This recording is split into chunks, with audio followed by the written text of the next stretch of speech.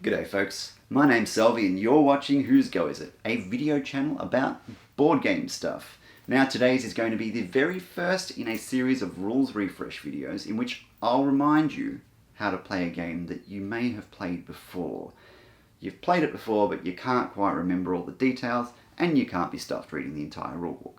Don't fret, I'm here to help.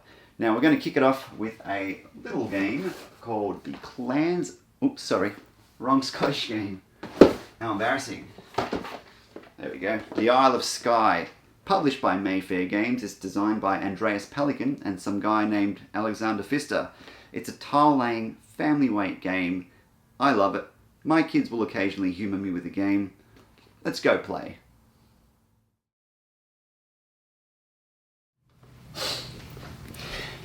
A game of Isle of Skye plays out over 6 rounds, or 5 if you're playing with the full player count of 5 players, and the goal is to get as many victory points as you possibly can so that you can be crowned the King of Scotland at the very end. Now let's take a quick look at setup.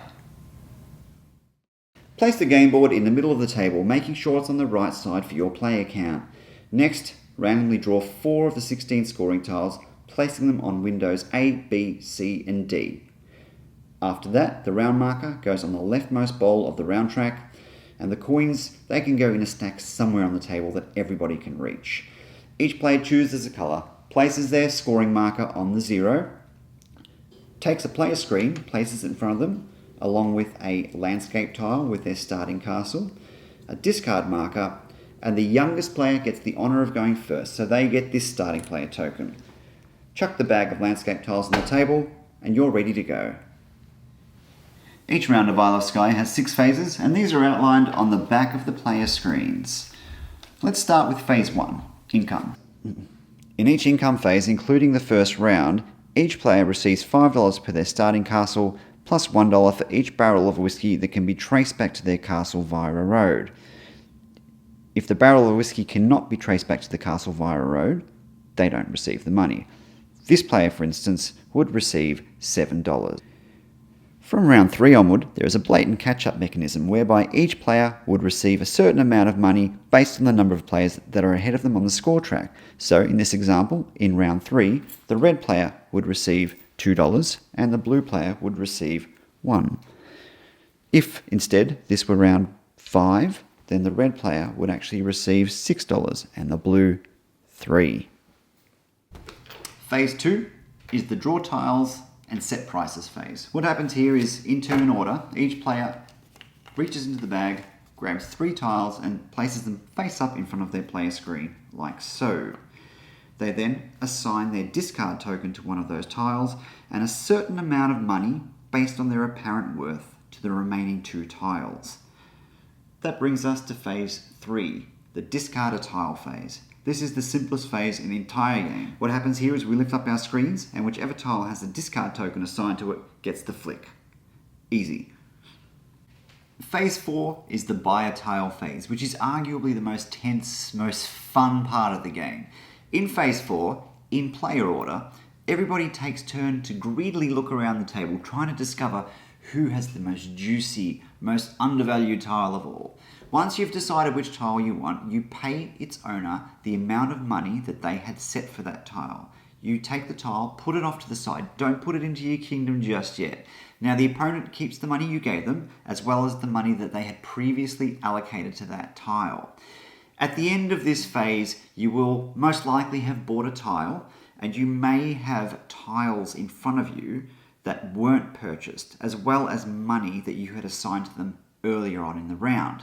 You are obliged to buy these tiles. So what happens in that case is you keep the tile that you had originally set the price for, and the money that you'd allocated to that goes away. That goes into the bank. Then you put that tile along with any other tiles that you had bought off to the side in preparation for the next phase.